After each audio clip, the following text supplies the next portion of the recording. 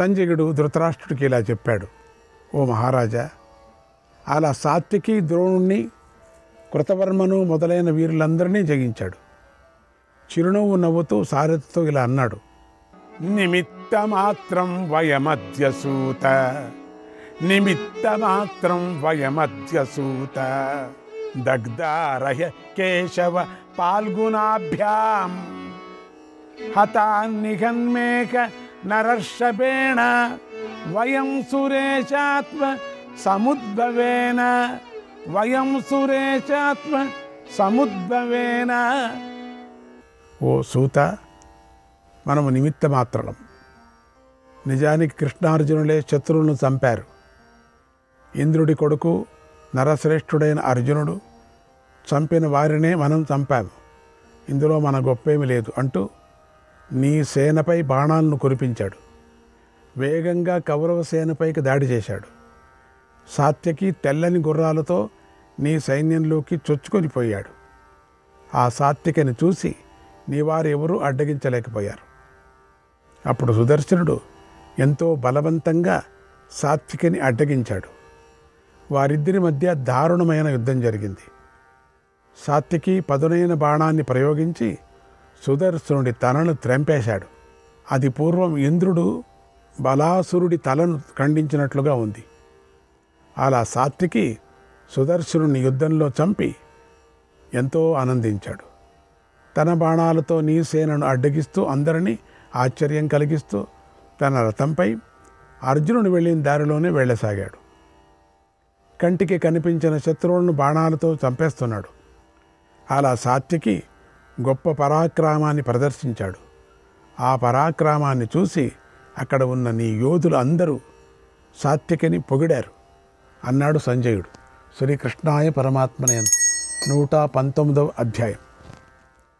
సంజయుడు ధృతరాష్ట్రుడికి ఇలా అన్నాడు, ఓ మహారాజా, ధీమంతుడు మహాత్ముడైన సాత్యకి యుద్ధభూమిలో సుదర్శుని వధించాడు. తన సారథితో ఇలా అన్నాడు, నాయన, ద్రోణుడి సేన సముద్రం వంటిది. యోధులకు దానిని తాకటం చాలా కష్టం. జలాసంధుడి సేన రాక్షసుల్లాగా చుట్టుముట్టి ఉంది. దాన్ని ఇప్పుడు మనం దాటేశాం. ఇక మిగిలిన సేన చిన్న నదిలాగా ఉంటుంది అని నేను అనుకుంటున్నాను. ఇందులో నీళ్లు తక్కువగా ఉంటాయి. ఇక దాటటం మనకు తేలిక అవుతుంది. అందుచేత రథాన్ని నిర్భయంగా నడిపించు. ద్రోణుణ్ణి ఓడించిన తర్వాతే ఇప్పుడు అర్జునుడు మన దగ్గరకు వచ్చినట్టుగా భావిస్తున్నాను. అదిగో హార్దిక్యుడు. ఇతడిని కూడా ఓడించిన తర్వాత మనం అర్జునుడికి ఇంకా దగ్గరైపోతాం. ఈ సముద్రంలో ఇంత సైన్యాన్ని చూసినా నాకు భయం కలగటం లేదు. అర్జునుడు ఇంతకుముందు వెళ్ళిన ఆ దారిని చూడు. పడిపోయిన కాలుబలం, గుర్రాలు, రథాలు, ఏనుగులు సమూహాలతో ఆ ప్రాంతమంతా నిండి ఉంది. అదే దారి. కంగారు పడద్దు. దారి కోసరం కంగారు పడద్దు. అర్జునుడే చంపింటాడు అనే విధంగా ఉన్న అర్జునుడి బాణాలు కనపడుతున్నా చూడు. అందుకని అటే వెళ్ళు. ఓ సారథి, ఆ మహాత్ముడు చెదరగొట్టిన సేన అటు ఇటు పరిగెత్తింది కనుక కృష్ణుడు సారథి అయిన అర్జునుడు మనకు దగ్గరలోనే ఉన్నాడని నేను భావిస్తున్నాను. దారిలో పడ్డాం మనం. ఇప్పుడు నా ఎదుట కనిపిస్తున్నటువంటి ఈ కారణాలను చూస్తూ ఉంటే అర్జునుడు సూర్యుడు అస్తమించే లోపలే సైంధవుణ్ణి వధిస్తాడని నాకు గట్టి నమ్మకం కలుగుతుంది. మెల్లమెల్లగా గుర్రాలను సేదదీరే అవకాశం ఇస్తూ నడుపు. దుర్యోధనుడు మొదలైన వారి సేనలు ఉన్న చోటకి రథాన్ని తీసుకొని వెళ్ళు అన్నాడు. అప్పుడు సూతుడు ఇలా అన్నాడు, ఓ సత్యవిక్రమ, కోపించిన ఆ పరశురాముడే నీ ఎదుట నిలబడిన నాకు కంగారు ఉండదు. ఓ మహాభుజ, నేను నిన్ను ఆశ్రయించున్నాను కనుక ద్రోణుడు, కృపుడు, శల్యుడు నీ ఎదుట నిలబడినా నేను కంగారు పడను, నేను భయపడను. నువ్వు ఇంతకుముందే ఎందరినో సులభంగా యుద్ధంలో జయించావు. ఇప్పుడు యుద్ధాన్ని కోరుకుంటూ క్రూర కర్మలు చేసే కాంబోజులను, యువలను చంపుతావు. శకులను, కిరాతకులను, దరదులను, బర్బరులను ఓడించావు. తామ్రలిప్తులను, వివిధ ఆయుధాలు ధరించిన ఇతర మ్లేచ్ఛలను ఎందరినో ఓడించావు, వధించావు. ఆ సమయంలో ఎప్పుడూ నాకు ఆశ్చర్యం కలగలేదు. ఇక ఈ రణభూమి ఎంత? నీకిది ఆవుగిట్ట వంటిది, ఎంతో సులువైనది. ఇక భయపడవలసింది ఏమీ లేదు. ఇప్పుడు ఏ దారిలో అర్జునుడి దగ్గరికి వెళ్ళాలో చెప్పు అన్నాడు సారథి. అప్పుడు సాత్యకి ఇలా అన్నాడు, ఓ సారథి, ఇంద్రుడు దానవులను వధించినట్లుగా తలలను గొరిగించుకొని ఉన్న ఈ కాంబోజనులను ఈరోజే వధిస్తాను. నా ప్రతిజ్ఞను పూర్తి చేసుకుంటూ వీళ్ళంతా తల గొరిగారు చూడు. ఎన్ని గుండ్లున్నాయి, వేల కొద్ది గుండ్లు, ఏమీ కనపడటం లేదు. అన్ని రాళ్ళు రప్పల్లాగా కనపడుతున్నారు చూడు. నన్ను వారి వద్దకే నడిపించు. ఈరోజు వారితోనే యుద్ధం చేసి నా ప్రియ గురువైన అర్జునుడి వద్దకు వెళతాను. ఈ రోజున దుర్యోధనుడితో సహా ఈ కౌరవులందరూ నా శౌర్యాన్ని, బలాన్ని చూస్తారు. ఓ సారథి, ఈ రోజున పాండవులపై నాకున్న భక్తిని, స్నేహాన్ని ప్రదర్శిస్తాను. కౌరవులు నా బలాన్ని, నా పరాక్రమాన్ని, కృతజ్ఞతను తెలుసుకుంటారన్నాడు. అప్పుడు సారథి గుర్రాలను వేగంగా నడిపించాడు. మనోవేగ వాయువేగాలతో ఆ గుర్రాలు ముందుకు పరిగెత్తాయి. అవి సాత్యకిని యవనుల వద్దకు తీసుకొని వెళ్ళాయి. వారు వెంటనే సాత్యకిని చూసి బాణవర్షాన్ని కురిపించాడు. సాత్యకి పదునైన బాణాలతో వారి బాణాలు, వారి అస్త్రాలను ముక్కలు ముక్కలు చేశాడు. అసలు వారి బాణాలను సాత్యకి దగ్గరకు చేరనే లేదు. వెంటనే సాత్యకి తన బాణాలు ప్రయోగించి యవనుల శిరస్సులను, అన్ని గుండుల్లో వెళ్ళి దక్కుంటున్నాయి బాణాలు, వాళ్ళంతా ఖండించేశాడు. ఇలా సాత్యకి చేతిలో 100 మంది మ్లేచ్చులు, చాలా చెడ్డవాళ్ళు, వీళ్ళే రాక్షసులు రణభూమిలో ప్రాణాలు కోల్పోయారు. అక్కడ సాత్యకి విడిచిపెట్టిన బాణాలు నిరంతరంగా వెలువడ్డాయి. 5, 6, 7, 8 మంది యవనులను నేల కూల్పాయి. అలాగే సాత్యకి బాణాలతో వేల కొద్దీ కాంబోజులను, వాళ్ళు చాలా చెడ్డవాళ్ళు, శకులను, శబరులను, వీళ్ళంతా ఒకే చోట చేరుకున్నారు. రాక్షసులు, కింపురుషులు అంటారు వీళ్ళంతా కిరాతకులు, బర్బురులను వధించాడు. వాళ్ళందరినీ వధించాడు. నీ సేనను నాశనం చేస్తూ రణభూమిని మాంసంతోనూ, వాళ్ళు చేస్తారు అట్లనే మాంసంతోనూ నెట్టిటితోనూ ఏర్పరిచినట్టు బురదలో నింపేశాడు. ఆదస్యుల అంటే దొంగల, వీళ్ళంతా దొంగలు. తలలపై వెంట్రుకలు లేవు వీళ్లకు. పొడవైన గడ్డాలు మాత్రం ఉన్నాయి చూడండి, విచిత్రం. తలపాగాలు ఉన్నాయి కొంతమందికి.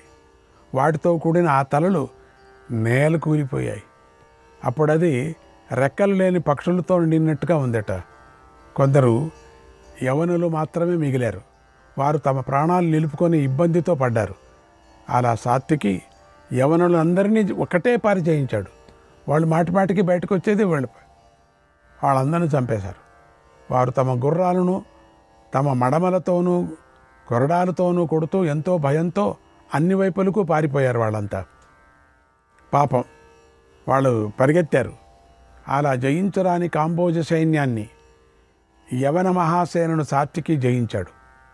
ఆ తర్వాత నీ సేనలోకి ప్రవేశించి సారథితో ముందుకు పద అని ఆజ్ఞాపించాడు. గతంలో ఇలా ఎవరూ ప్రదర్శించని శౌర్యాన్ని సాత్వికి ప్రదర్శించాడు. దాన్ని చూసి చారణులు, గంధర్వులు ఎంతో మెచ్చుకున్నారు. నీ సేనలు కూడా అర్జునుడిని వెనక నుండి రక్షిస్తూ వెళుతున్నటువంటి ఆ సాత్వికని చూసి మెచ్చుకున్నాయి అన్నాడు. నీ సేనలే మెచ్చుకున్నాయి అన్నాడు సంజయుడు. శ్రీకృష్ణాయ పరమాత్మనే నమః. 120వ అధ్యాయం. సంజయుడు ధృతరాష్ట్రుడికి ఇలా చెప్పాడు, ఓ మహారాజా, సాత్యకి యవన కాంబోజులను జయించాడు. తర్వాత నీ సేన నుంచి వెళ్ళి అర్జునుడి వద్దకు చేరాడు. పులిజింకను భయపెట్టినట్లుగా నీ సేనను చెదరగొట్టాడు, భయపెట్టాడు. తన రథంపై వివిధ మార్గాలలో సంచరించాడు. ఆ సాత్వికిని నీ వారు చూసి ఆకలిగొన్న పులుల్లాగా అతడిపైకి దాడి చేశారు. సాత్వికి అప్పటికే ద్రోణసేనను దాటాడు, కాంబోజ సేనను కూడా దాటాడు. జలసంధుడు అనేటువంటి సముద్రాన్ని దాటాడు. కృతవర్మ అనేటువంటి ముసలిపట్టు నుండి బయటపడ్డాడు. సైన్యసాగరాన్ని లంఘించి వచ్చాడు. అటువంటి సాత్యకిని నీ రతికులు తీవ్రమైన కోపంతో చుట్టుముట్టారు. ఇంతలో దుర్యోధనుడు, చిత్రసేనుడు, దుశ్శాసనుడు, వివిశంతి, శకుని, దుస్సహుడు, యువకుడు, దుర్దర్శనుడు, క్రతుడు మొదలైన ఎందరో శూరులు ఆయుధాలు పట్టుకొని సాత్వికని చుట్టుముట్టారు. సాత్వికపై దాడి చేశారు, అంటే రక్షిస్తున్నారు సైంధవుణ్ణి. అప్పుడు నీ సేనలో మహాకోలాహలం ఏర్పడింది. కానీ సైంధవుడు ఎక్కడా కనపడటం లేదు. సాత్యకి తన వెంట పడుతున్నటువంటి నీ వారిని అందరినీ చూశాడు. అప్పుడు నీ సైనికులు యుద్ధం చేయాలనేటువంటి కోరికతో వేగంగా సాత్వికి మీదకి వచ్చారు. పరిగెత్తండి, చంపండి, నిలవండి, చూడండి అంటూ నీ వారు అరుస్తూ ఉన్నారు. అప్పుడు సాత్వికి పదునైన బాణాలను ప్రయోగించి 300 గుర్రాలను వధించాడు, 400 ఏనుగులను చంపాడు.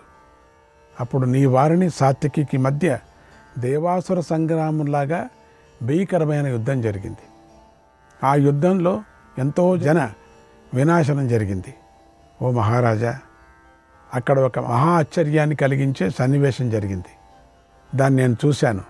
అదేమిటంటే సాత్వికి బాణాలలో ఒక్క బాణం కూడా వ్యర్థం కాలేదు. నీ సేనను సాత్వికి బాణాలతో అన్ని వైపుల నుండి వధిస్తున్నాడు. అప్పుడు సైనికులు, ఏనుగులు, గుర్రాలకు ఎటు వెళ్ళాలో తోచలేదు, పరిగెత్తుతున్నాయి. నీ సేన అక్కడికక్కడే తిరిగి సాగింది. అప్పుడు దుర్యోధనుడు 3 బాణాలను ప్రయోగించి సాత్వికి రథసారథిని గాయపరిచాడు. పదునైన 4 బాణాలతో సాత్వికి యొక్క 4 గుర్రాలను గాయపరిచాడు. తర్వాత 3 బాణాలతో మళ్ళీ 8 బాణాలతో సాత్వికని గాయపరిచాడు. ఇంతలో దుశ్శాసనుడు 16 బాణాలను సాత్వికిపై ప్రయోగించాడు. శకుని 25 బాణాలను, చిత్రసేనుడు 5 బాణాలను ప్రయోగించి సాత్వికిని గాయపరిచారు. దుస్సహుడు 15 బాణాలను సాత్వికి రొమ్ముపైకి ప్రయోగించాడు. అలా సాత్వికి బాణాలతో గాయపడి కూడా వారందరినీ 3 బాణాలతో గాయపరిచాడు. సాత్వికి అతి ఘోరమైన యుద్ధం చేశాడు. అప్పుడు నీ కుమారుడి రథాన్ని గుర్రాలు యుద్ధభూమి నుండి మరో చోటుకి తీసుకొని పారిపోయాయి. తర్వాత నీ కుమారుడు 100 కొద్ది సైనికులు దుర్యోధనుడి రథాన్ని పారిపోవటాన్ని చూసి వారు కూడా పారిపోయారు. వారిపై సాత్వికి తీక్ష్ణమైన బాణాలు ప్రయోగించాడు. అలా సాత్వికి 1000 కొద్ది ఉన్న నీ సేనను అంతటినీ పారదోలాడు. వేగంగా అర్జునుడి రథం దగ్గరకు బయలుదేరాడు. ఆ సాత్వికని చూసి నీ సేనలు అతన్ని చూడనట్లుగా వేరే పనిలో పడిపోయారు. వాళ్ళంతా కొందరు వేరొకరితో యుద్ధం చేస్తున్నట్లు నటించారు, మరికొందరు ముఖం తిప్పుకొన్నారు. తం శరానా దదానంచ రక్షమాణంచ సారథిం ఆత్మానం పాలయానంచ తావకాగ సమపూజయన్. సాత్వికి బాణాలను పట్టుకొని సారథిని రక్షిస్తూ తనను తాను రక్షించుకోవటాన్ని చూసి నీ వారంతా అభినందించారు అన్నాడు సంజయుడు. శ్రీకృష్ణాయ పరమాత్మనే నమః. 121, 122 అధ్యాయాలు. ధృతరాష్ట్ర మహారాజుతో సంజయుడు ఇలా అంటున్నాడు. మహారాజా, పారిపోయిన యోధులందరూ నీ కుమారుడి ఆజ్ఞ ప్రకారం మళ్ళీ ప్రతిజ్ఞలు చేశారు, యుద్ధం చేయటానికి వచ్చారు.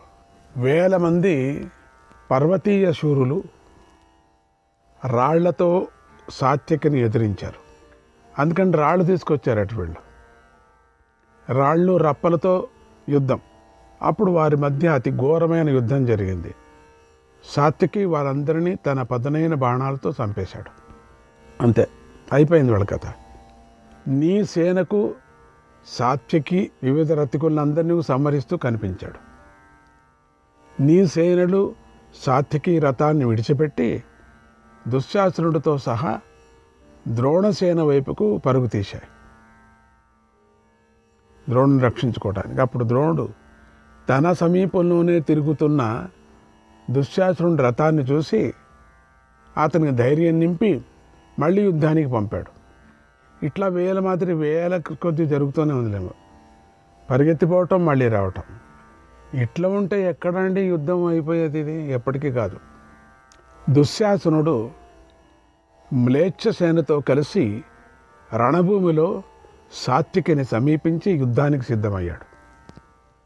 తర్వాత ద్రోణుడు కోపించి పాంచాలుపైన పాండవులపైన దాడి చేశాడు.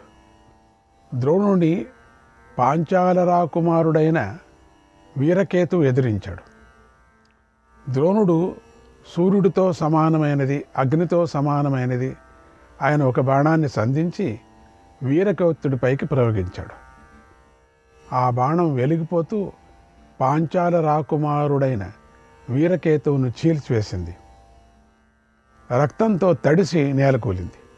అప్పుడు వీరకేతువు రథం మీద నుండి వేగంగా నేల మీద పడ్డాడు. తొందరగా పడ్డాడు. పడుతూనే కాసేపు నిల్చున్నాడు, మళ్ళీ పడ్డాడు. అప్పుడు అనుకుని మళ్ళీ యుద్ధం కాస్తాడేమో అనుకొని. కానీ సోదరుని మరణానికి చిత్రకేతువు, సుధన్వుడు, చిత్రవర్మ, చిత్రరథుడు దండిగున్నారులేండి అనేవారు ఎంతో బాధపడ్డారు. కొనాకు మరణించాడు. ఈ నలుగురు 4 వైపుల నుండి ద్రోణుని చుట్టుముట్టారు. వారు వర్షాకాలంలోని మేఘాలలాగా బాణవర్షం కురిపిస్తూ ద్రోణుడితో పోరాడారు. ఒక్కసారిగా దాడి చేశారు. అనేక విధాలుగా ద్రోణాచార్యుని హింసించారు. అప్పుడు ద్రోణుడు కోపించి పదునైన బల్లాలతో వారి శిరస్సులను పూలు కోసినట్లుగా ఖండించాడు. వారు మరణించటాన్ని చూసి దృష్టద్యుమ్నుడు కన్నీరు కార్చాడు. ఎంతో కోపించి ద్రోణుని రథంపైకి దాడి చేశాడు. మంచి వాళ్ళందరినీ చంపేశాడు ద్రోణుడు. ఆ ఇద్దరు యమకం మొదలైన ఎన్నో విచిత్ర యుద్ధ కళలను ప్రదర్శిస్తూ బాణాలతో యుద్ధం చేసుకున్నారు. శరీరాన్ని గాయపరుచుకున్నారు. ద్రోణుడు పాండవులను, పాంచాలను ఓడించి మళ్ళీ తన వ్యూహం వద్దకు వచ్చి నిలబడ్డాడు. ఇక అప్పుడు పాండవ సేనలు యుద్ధభూమిలో ద్రోణుడితో యుద్ధం చేయాలని ఉత్సాహపడలేదు. ఎందుకంటే అందరూ ధర్మరాయ మనవాళ్ళందరూ పోయారు. పాపం అన్నాడు సంజయుడు. శ్రీకృష్ణాయ పరమాత్మనే నమః. 123, 124, 125 అధ్యాయాలు. సంజయుడు ధృతరాష్ట్రుడికి ఇలా చెప్పాడు. ఓ మహారాజా, దుశ్శాసనుడు సాత్వికిని ఎదిరించాడు. వర్షించే మేఘంలాగా 1,00,000 బాణాలను సాత్వికి మీదకు కురిపించాడు. సాత్వికి కూడా దుశ్శాసనుడిపై విజృంభించాడు. అప్పుడు దుశ్శాసనుడికి 100 కొద్ది బాణాలు గుచ్చుకున్నాయి. దుశ్శాసనుడు ఎంతో బాధపడసాగాడు. అప్పుడు దుర్యోధనుడు పరిస్థితి చేయి దాటిపోతుందని గమనించాడు. సాత్వికతో యుద్ధం చేయమని త్రిగర్తులను ఆజ్ఞాపించాడు. ఆ త్రిగర్తులు 3,000 మంది ఉన్నారు. 3,000 మంది ఆ మహారథులు సాత్వికి దగ్గరకు వచ్చి ఎదిరించారు. వారిలో 500 మంది ఒకేసారి సాత్వికి మీద దాడి చేశారు. సాత్వికి ఆ 500 మంది యోధులను చంపేశాడు. 500 మందిని ఒకేసారి చంపేశాడు. సాత్వికి విషసర్పాల వంటి బాణాలతో మరో 500 మంది యోధులను వధించి మెల్లగా అర్జునుడి రథం వైపు వెళ్ళాడు. ఇంతమంది వధిస్తూనే అర్జునుడి దగ్గరికి రాగలడు. అంత ఉంది ఆ వ్యూహం. దీని మధ్యలో చాలా జరుగుతాయి అక్కడ. అలా వెళుతున్నటువంటి సాత్వికిని నీ కొడుకైన దుశ్శాసనుడు అడగించాడు. సాత్వికి కోపించి ఆ దుశ్శాసనుడిని చంపాలని అనుకున్నాడు. కానీ ఇంతలో సాత్వికి భీముడి ప్రతిజ్ఞ గుర్తుకొచ్చింది. అందుచేత అవకాశం లభించిన సాత్వికి దుశ్శాసనుడిని చంపలేదు. ఎందుకంటే నేనుగా చంపేది, భీముడు ప్రతిజ్ఞ చేశాడు కదా. అవకాశం ఉండింది, సాత్వికి చంపడానికి సిద్ధంగా దుర్యోధనుడు పోవాల్సిందే. కానీ వదిలేశాడు. ఆ దుశ్శాసనుడు చంపాల్సిందే. ఆ సమయంలో ఇద్దరు దొరికారులేండి. శ్రీకృష్ణాయ పరమాత్మనే నమః.